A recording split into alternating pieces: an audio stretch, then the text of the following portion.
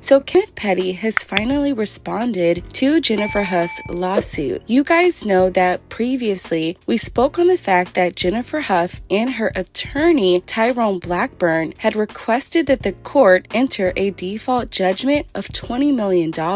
Now, when they requested this, Nicki Minaj and her lawyer Judd Bernstein did make an appearance, and they basically asked for the case to be dismissed because Nicki Minaj does not owe Ms. Hough any restitution. Now, after this happened, the clerk did not go through with Nicki Minaj's default judgment, but she did go ahead and issue one against Mr. Petty. So in these new documents, we have Kenneth Petty responding to the default judgment. Mr. Petty is requesting that the court vacate this default judgment. So what does vacate mean? Well, vacate in the court of law means get rid of, thrown out, dismissed. So let's get into Mr. Petty's response. So in the beginning of the court document, we have what's called an introductory statement. And this statement is basically Mr. Petty acknowledging not only that he's the defendant, but also that he knows that this declaration, or has knowledge that this declaration, is going to be presented in the lawsuit. So usually when you see court documents, there's always that declaration that the person responding is knowledgeable about the case or some type of party in the case. Now, the first reason Mr. Petty is saying that this default judgment should be thrown out is because of the lack of service. He starts with this: I am advised that the plaintiff in this action, Jennifer Hough, has filed an affidavit of service from a process server who claims I was served because he personally handed me a summons. This is incorrect, and this never happened. No one ever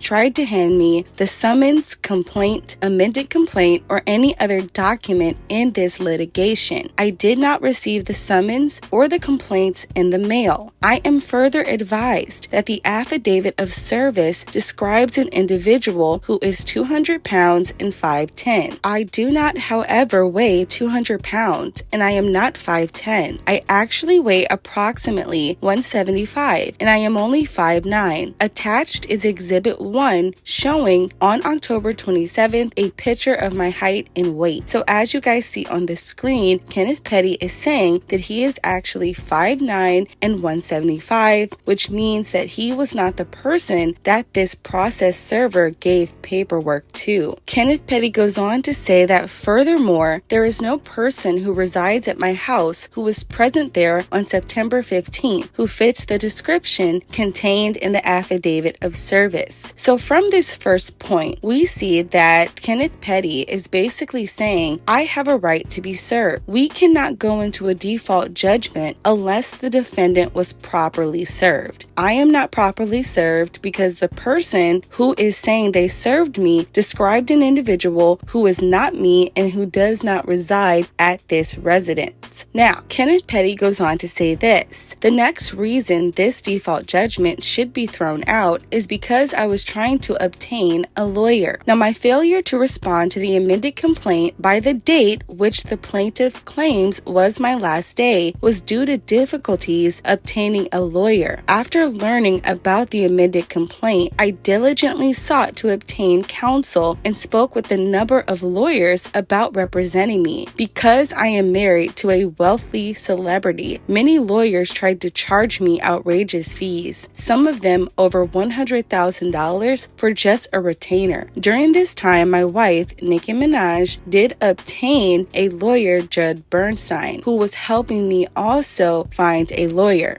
Due to the miscommunication between Mr. Bernstein, myself, and the lawyers, I assumed that Mr. Bernstein was looking for me, but that did not happen. After Mr. Bernstein was retained by my wife, he did eventually refer me to my current counsel. I immediately retained them and here soon after filed the instant motion. So what he's saying in this second part is Kenneth Petty is saying, look, I did not maliciously not respond to the lawsuit. If you guys remember, Tyrone Blackburn ran to the Daily Beast and he said that he had sent an email to Judd Bernstein basically accusing Nicki Minaj and Kenneth Petty of trying to be above the law. So Kenneth Petty is saying, no, this was not malicious. I'm not trying to be above the law. I was literally looking for an attorney. It was hard to find an attorney because people were trying to charge me outrageous fees because I was married to Nicki Minaj. So I did not do this intentionally. I'm asking the court to grant more time so I can present more evidence. Now, in this next segment, we are going to be talking about the 1994 case. So I want to put a trigger warning for anyone who's been a victim of SA or any type of crime like this. Please understand that there may be some trigger words in this next component. So in the next section, Kenneth Petty says the allegations in the amended complaint. You guys remember that the allegations from the amended complaint included that Jennifer Hough said that Mr. Petty R'd her and basically took her up to the room. Well, Mr. Petty is denying that. He starts with this. Plaintiff falsely alleges that I R'd her and that I was convicted of the R word. The plaintiff knows that these allegations are not true. I was not convicted of R'ing her in 1994. I pled guilty to and was convicted of attempted R word. Shown here in Exhibit 3 is a true, correct copy of the sentence and commitment from my criminal case, which reflects that I was convicted of attempted R and not of R. So as you guys see on the screen,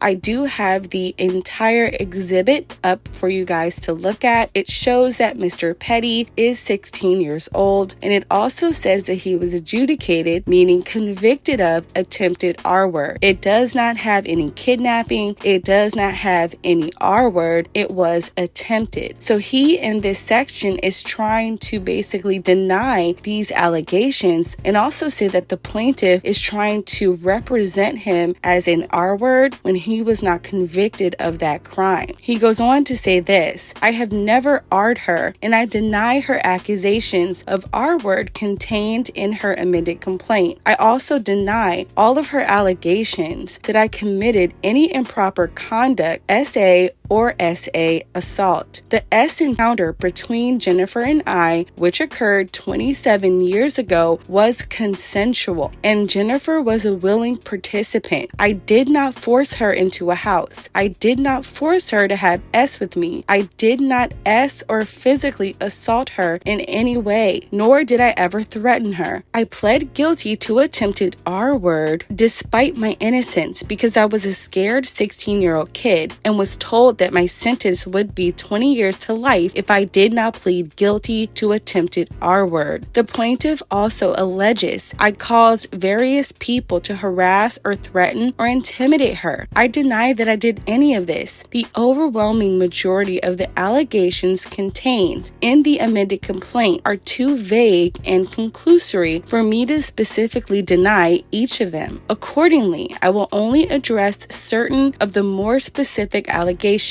As stated, I deny all of the material allegations in this amended complaint of improper conduct. I have never directly or indirectly intimidated, harassed, or threatened this plaintiff in any way. I have never directly or indirectly intimidated, harassed, or threatened any of her relatives. I have never requested that anyone intimidate, harass, or threaten any of her relatives. I have never asked anyone to contact her, including the individuals identified. So in this component, this is where we see Kenneth Petty say, look, I was accused. I knew that I was innocent. However, if I did not plead guilty to attempted R word, I was looking at 20 years to life as a 16-year-old. Now, this is just very unfortunate because it kind of makes you wonder, how come people are so forgiving when it comes to the exonerated 5? We can believe that these men were wrongfully convicted, but when it comes to Mr. Petty, who was in that same jurisdiction, we can't believe that this was a 16-year-old boy, a young black kid who had no money for a lawyer, and possibly he could have been railroaded into a charge he knew he was innocent of. Could that be a possibility? I think it's important for us to look at all those sides, because Kenneth Petty is saying, if I didn't plead guilty, I was going away for a long time, and I knew I was innocent. Now, he goes on to say this about black. The plaintiff claims that she was contacted by an individual named Barry Dukes, also known as Black. My wife and I grew up in the same neighborhood with Black, although we are not close to each other. To be absolutely clear, I would not and did not ask Black to contact or communicate on my behalf with the plaintiff, Jennifer Hough. To be absolutely clear, I did not know that Black was communicating with her until he asked me for my wife's number so that Jennifer and my wife could speak. Although I gave my wife's phone number, I told him that he should not communicate with the plaintiff, even if the plaintiff recanted her false allegations of the R word. This would have not affected the charges against me regarding my failure to register as an offender, as the issue is whether I registered or not and why. To be clear, I never gave Black any money, much less $20,000 to offer the plaintiff. That being said, I do not know whether Black tried to pretend that he was acting on the behalf of my wife and me, giving my wife celebrity. However, it would not be surprising that someone who grew up with us would try to make a connection to my wife by coming to her after the fact to take credit for having solved a problem, which he has never asked to solve. In our world, people would pay far more than $20,000 to cultivate a relationship with Nicki Minaj. I have never obtained counsel for Jennifer Hough, and I am unaware of anyone I know obtaining counsel for her, nor would I have ever done so. I have never stalked her or any of her relatives. Indeed, I do not know where any of them live today, although very recently I have since received a second-hand account that her brother is now a fugitive from an arrest warrant. In fact, I have not seen or communicated with Jennifer since approximately 1994. So there's a lot in here, okay? Now, this is very interesting. So Kenneth Petty is saying that he does know Black. He wants to make it clear that he did give Black Nicki's number so Jennifer could reach out. This would mean that Jennifer called Nicki allegedly. This would also make sense because you guys remember during Jennifer Hough's interview with The Real and several interviews, she said Nicki answered the phone and said basically, I hear there's something you can help us out with. I hear there's something that you can do. This would make more sense. Why would Nicki call someone and say, hey, I heard there's something you can do? I believe that Jennifer had set this entire thing up and she knew that if she said, hey, look, I can do this, that there could be some exchange. I believe that this was a setup and I believe that they tried to work together, her and Black, but when Black got cut out because Jennifer wanted it on her own, in my opinion, that's when all hell broke loose. When I spoke to Black personally, he couldn't stop telling me how much of a Nicki Minaj fan his daughter was. I believe that Black wanted to get close to Nicki, so him and Jennifer worked together to try to do a street favor. I don't think that Kenneth Petty told Black to do anything. I believe that Black knew that he had some type of connection. He wanted to make something happy for his daughter because Jennifer admitted that he was going to get a happy birthday for his daughter, and I think that when things did not go his way, he started doing stuff, and I think that that's why Jennifer feels that possibly Kenneth Petty was in contact, but I don't think that ever happened. I believe that both of them conspired to try to get something out of Nicki, and it's not working as they had planned, in my opinion. Now, Kenneth Petty goes on to say this while wrapping up his complaint. He says, plaintiff Jennifer Hough alleges in her amended complaint that the defendant Kenneth Petty R'd her after remaining silent for over 27 years. The plaintiff now claims she has suffered damages and emotional distress from this incident. The explanation of the plaintiff waiting 27 years to commence litigation is obvious. In October 2019, defendant Kenneth Petty married Onika Tanya Mirage, aka Nicki Minaj, who is a famous and wealthy musician. Believing that a celebrity with deep pockets who is now married to Mr. Petty would fear adverse publicity, plaintiff is attempting to extract money based on a 27-year-old alleged incident. The plaintiff's improper rush to obtain a default judgment demonstrates that Jennifer is well aware that her claims lack merit and that her lawsuit is motivated by Mr. Petty's recent marriage